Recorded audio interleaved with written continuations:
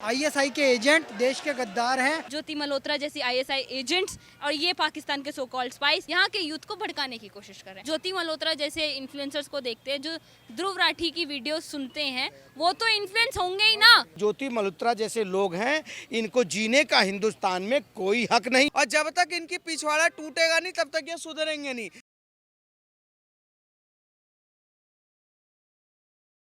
देखिए, सबसे बड़ी बात है इस देश में द देशभक्त के नाम से एक चैनल चल रहा है यूट्यूब पे, आकाश बनर्जी, ध्रुव राठी, वो जर्मन शेफर्ड एक जो कि एजेंडा चलाते हैं लोकसभा चुनाव के समय पर। पाकिस्तान में उसके सारे उसके यूट्यूब के वीडियो चल रहे हैं। एक रवीश कुमार है, एक अभिसार शर्मा है, राहुल गांधी है, पवन खेड़ा है, सुप्रिया श्रीनेत है और कांग्रेस पार्टी के अध्यक्ष मल्लिकार्जुन खड़गे हैं।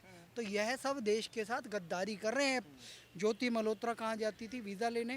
पाकिस्तानी एम्बेसी। वहाँ पे दानिश के साथ वो लव जिहाद के ट्रैप में आ गई और उसके बाद पाकिस्तान ने उसे 7 स्टार 5 स्टार फैसिलिटी दे के आईएसआई के साथ कनेक्ट करके तो पाकिस्तान जो है इनके थ्रू अपना यूज़ कर रहा है, अपने यूज़ में ले रहा है, इनके वीडियोस हो या जो भी कुछ।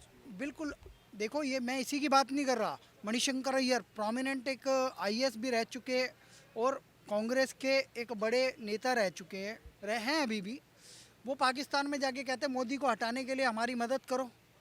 आप सोचो, वही व्यक्ति मोदी से कहता है मोदी की औकात नहीं है, प्रधानमंत्री नहीं बनेंगे, चाय बेचेगा, जबकि मोदी जी प्रधानमंत्री बन गए। ऐसे ही बयान पाकिस्तान में बहुत चलते हैं और इनको एंटरटेनमेंट कौन करता है? पाकिस्तान। इनको बुलाया जाता है, बाकायदा वहाँ के लिटरेचर फेस्टिवल में बुलाया जाता है।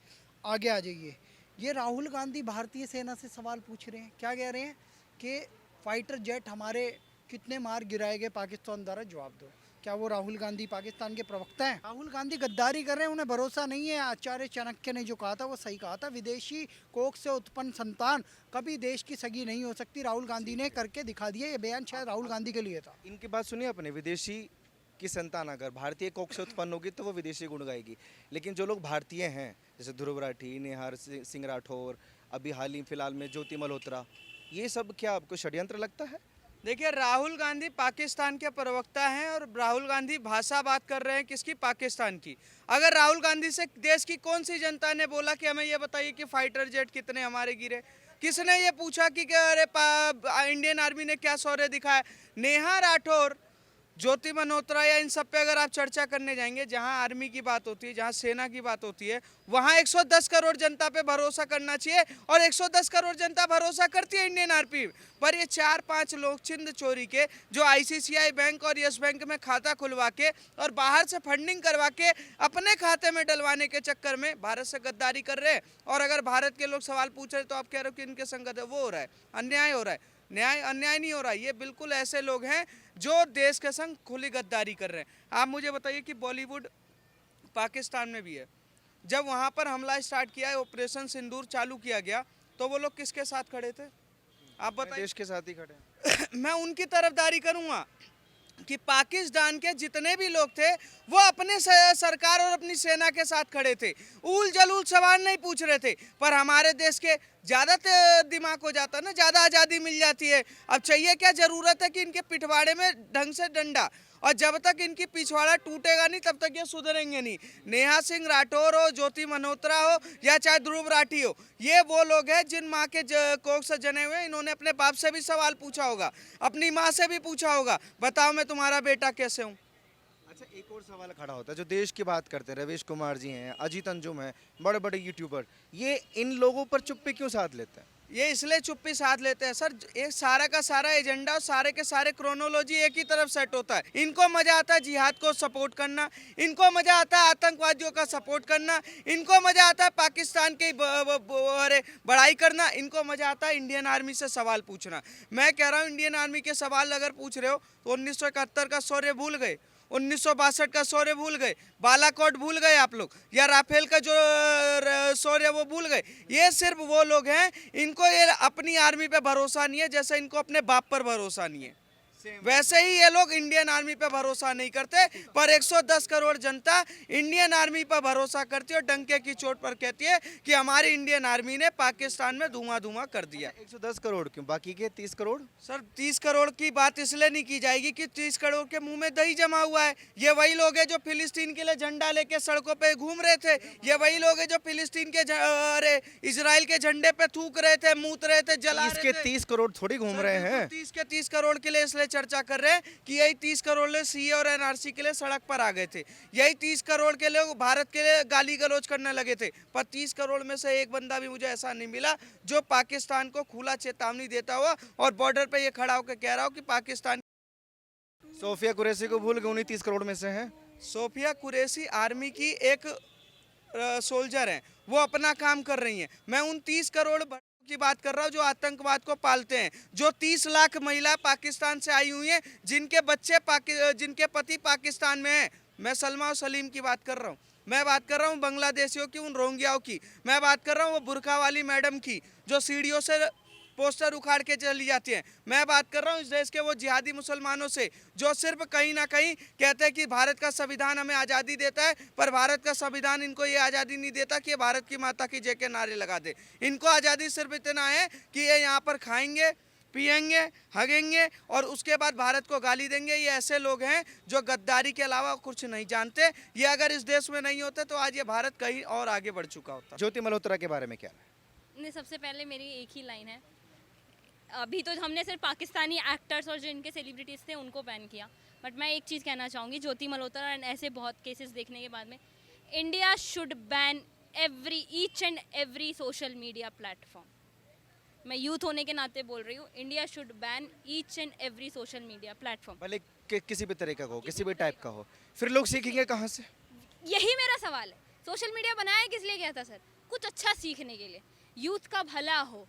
कोविड आया, यूथ पूरा सोशल मीडिया पे डिपेंडेंट हो गया, ठीक है, लेकिन उसी सोशल मीडिया के थ्रू ध्रुव राठी जैसे ज्योति मल्होत्रा जैसी आईएसआई एजेंट्स और ये पाकिस्तान के सो कॉल्ड स्पाइस यहाँ के यूथ को भड़काने की कोशिश कर रहे हैं। आप अपने आप को इन्फ्लुएंसर बोलती हैं, नहीं आप अपने आप को इन्फ्लुएंसर बोलती हैं और आपके कनेक्शन आईएसआई और टेररिस्ट ऑर्गेनाइजेशन से निकलते, तो आप अपनी जो ऑडियंस है उसको क्या इन्फ्लुएंस कर रही हैं, उसको क्या मैसेज दे रही है? मेरा ये सवाल है ज्योति मल्होत्रा से, क्या सिखा रही है फिर? उन लोगों को पकड़कर कार्यवाही होनी चाहिए ना। आप सबको बैन करने की जो बात आपने कही, कहते हैं हर चीज़ के दो पहलू होते हैं। हाँ, बिल्कुल चाकू भी है एक, हाँ, सब्जी काटने के भी काम आता है और भी काम आता है और उसे गला भी कटता है, बिल्कुल। तो वो डार्क लेकिन साइड maximum होगी। आप ये देखिए ना सर, मैक्सिमम सोशल मीडिया से यूथ आखिर सीख क्या रहा है? यूथ आज कहाँ जा रहा है? इस टाइम पे मैं यूथ होने के नाते जेनजीज को बहुत बोलते हैं ना, जेनजीज ऐसे हैं, जेनजीज वैसे हैं। आज के टाइम पे जेनजीज इंडिया के साथ में खड़े हैं, लेकिन वो जेनजीज जो ज्योति मल्होत्रा जैसे इन्फ्लुएंसर्स को देखते हैं, जो ध्रुव राठी की वीडियो सुनते हैं, वो तो इन्फ्लुएंस होंगे ही ना, टुवर्ड्स कन्वर्जन जाएंगे ही ना। आज कन्वर्जन कहाँ ज़्यादा हो रहा है?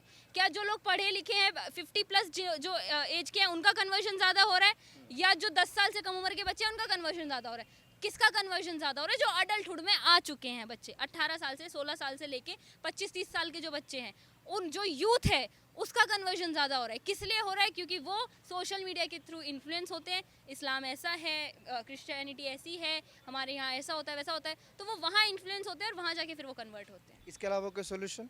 इसके अलावा एक ही सोल्यूशन है सर, साइबर क्राइम है ना, साइबर क्राइम को जड़ से ख़त्म किया जाए। फिर इस तरीके का जितना भी साइबर क्राइम है उसे जड़ से ख़त्म किया जाए। और ज्योति मल्होत्रा जैसे, और डेफिनेटली ऐसे जो एजेंट्स और स्पाइस पकड़े जाते हैं, सबसे पहले इन्हें बीच सड़क पे सज़ा दी जाए सर, क्योंकि पाकिस्तान में ऐसा ही होता है। आपने देखा होगा जो इंडियन स्पाइस पकड़े जाते हैं, बीच सड़क में लाखों की भीड़ के सामने इंडियन स्पाइस को सज़ा दी जाती है। क्या लगता है जिसका जिक्र हम लोग कर रहे हैं, ज्योति मल्होत्रा का भी हाल ही में नाम आया है? मैं तो यही कहूँगा कि ज्योति मल्होत्रा तो अभी एक सामने आई है, ऐसे हजारों ज्योति मल्होत्रा भी निकलेंगे। जैसे जैसे मेरी पुलिस, हमारी मोदी जी की पुलिस और जो बैठी हुए हैं ना, ये कार्रवाई होती जाएगी और ऐसे ऐसे कितनी ज्योति मल्होत्रा निकलेंगे जिसकी गिनती नहीं है। ऐसे लोगों को मेरे देश में जो गद्दारी कर रहे हैं ना, जिस तरह की हमारा एक देश बड़ा रहम दिल देश है कि किसी को अगर पकड़ता है तो उसे मारता नहीं, उसको उसके हवाले कर देता है। और हमारा कोई जासूस पकड़ा जाता है उनके देश में ना, तो वहाँ से डेड बॉडी वापस आती है, डेड बॉडी वापस आती है। मैं ऐसे लोगों को मैं यही कहना चाहूँगा कि जो ज्योति मल्होत्रा जैसे लोग हैं, इनको जीने का हिंदुस्तान में कोई हक नहीं है। पे लटका दें। बिल्कुल जीने का हक कोई भी नहीं, कि पैसे के लिए पैसे के लिए तुम जाके पाकिस्तान के जासूस से मिल गई और अपने हिंदुस्तान का एक मिशन सिंदूर का भी रिपोर्ट देने लग गई। मतलब इस तरह का हरकत, इतनी गिर गई तुम, एक हिंदू तो होके, एक सनातनी होके गिर गई तुम इतने। वो पाकिस्तान जो कहता है कि 100 में से 99 बेईमान, फिर भी पाकिस्तान हमारा महान। ये मायरा खान कहती हैं, ये पाकिस्तान के कलाकार कहते हैं कि 100 में से 99 बेईमान सही, पर फिर भी मेरा पाकिस्तान महान है।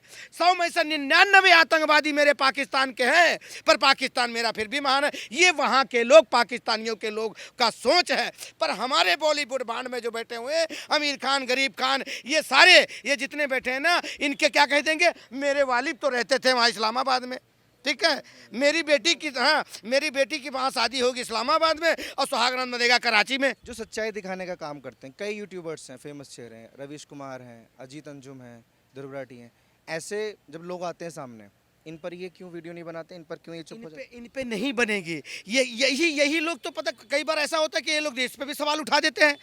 तो मैं इन लोगों को ये कुछ, अभी ये कांग्रेस का है, क्या नाम उसका, क्या बोला उसने, मोदी जी के लिए ऑपरेशन सिंदूर के बारे में बोला है, ठीक है ना। ऐसे लोगों को सबूत चाहिए। और कहते हैं ऑपरेशन सिंदूर के लिए जो उन्होंने सवाल उठाया है ना, बड़ा उल्टा पुल्टा सवाल उठाया है। तो ऐसे लोगों को क्या कहना चाहिए, ब्रह्मस के आगे वाला जो हिस्सा है ना, उस पे बिठाओ और पाकिस्तान लाहौर में छोड़ो और कराची में छोड़ो उनको। ऐसे जो कांग्रेसी बैठे हुए हैं ना, इन जय चंदों के पिछवाड़े में ब्रह्मस लगाओ, उसके बाद कराची में फटाओ, तब वहां जाके कहेंगे नवाज शरीफ और शहबाज शरीफ क्या हाल है, क्या हाल है। हाँ, तोहफा कबूल करो। इन जैसे गद्दारों को मेरे देश में कोई काम नहीं है। मेरे देश में काम अगर है तो ये जो कुरैशी बहन है हमारी, इस कुरैशी, सोफिया कुरैशी और नमिता सिंह जैसी बेटियों का जरूरत है, ना कि इन गद्दारों की जरूरत है। मैं फिर कह रहा हूं। और आगे जिस तरह का ये सवाल, आज एक चीज बताइए आप, मेरे बॉलीवुड के जितने ये गैंग, भांड गैंग, ये जितने भी हैं, इनके मुंह में टेप लगा हुआ है। वहीं आप देख लो हमारे सनातनी पिक्चर बनाने वाले साउथ के जितने कलाकार हैं, जितने साउथ के कलाकार हमारे हैं, उनका तो इनका रणतुंगा बना दिया है। वहां देख लो आप जाके, इनका पुंगा बजा देते हैं वो लोग। पिक्चर भी ऐसे बजाते हैं कि हॉल में धुआं उड़ा देते हैं। इनसे वो पिक्चर नहीं बनाते हैं, बस सिर्फ ढूंढते हैं मायरा खान, सिर्फ ढूंढते हैं मायरा खान। उन जैसे लोगों की मैं तारीफ करूंगा, अपने साउथ की तमाम कलाकारों की। और ये जो जुगाड़ ढूंढते हैं, और जो जुगाड़ ढूंढते हैं, अपने शौक पूरा करते हैं, मायरा खान जैसे हीरोइनों को ढूंढते हैं। चले जाओ पाकिस्तान, क्योंकि खत्म हो गए हैं तुम्हारे वालिद। वहीं रहते थे पाकिस्तान में, जिनका नाम था इस्लामाबाद, और वहीं पे खत्म हो गए तेरे वालिद। और तू भी चला जा जहाँ 50-50 करोड़ ये रुपया देता है आतंकवादी देशों को शाहरुख खान। देखिए, अभी कुछ पंक्ति हैं, मैं पंक्ति के माध्यम से ही बोल देता हूँ कि देशद्रोही मुंह खोल रहा है, जयचंदी भाषा बोल रहा है। इनको सबक सिखाने को सभी देशभक्तों का खून खोल रहा है।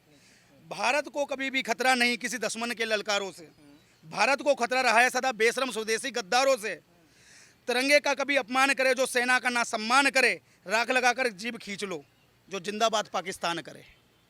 तो ऐसे लोगों का कुछ नहीं करना, जहाँ मिले टपाटप टपाटप टपाटप करो, क्योंकि हम वो लोग हैं, आवेदन निवेदन तो करते ही हैं, लेकिन ऐसे बेशरम गद्दारों के लिए दे दनादन करना बहुत जरूरी है। लेकिन कानून इतना कठोर नहीं है ना कि दे दनादन कर दो। हम तो कहते हैं हमारे सामने कोई पाकिस्तान जिंदाबाद बोल के देख ले, हमें किसी कानून की जरूरत नहीं है। मुकदमे लगा दो, हम तो मुकदमे खाने को तैयार बैठे हैं देश के लिए। मेरे देश के लिए अगर कोई गलत बोलेगा, मेरी बहन बेटियों के लिए कोई गलत बोलेगा, मेरे धर्म के लिए कोई गलत बोलेगा, और साथ ही साथ मेरी गौ माता के लिए कोई गलत बोलेगा ना, तो हम टपाटप टपाटप टपाटप करेंगे, चाहे कानून व्यवस्था कितने भी हम पे मुकदमे दर्ज कर दे। क्योंकि योद्धाओं के गहने ही मुकदमे होते हैं, उन मुकदमे को हम लेने के लिए बिल्कुल तैयार बैठे हैं। कोई दिक्कत नहीं है, कोई दिक्कत ही नहीं है भाई साहब। हमें संस्कार सिखाए गए हैं देश धर्म के लिए लड़ने के लिए, तो उन्हें हम लड़ेंगे ना।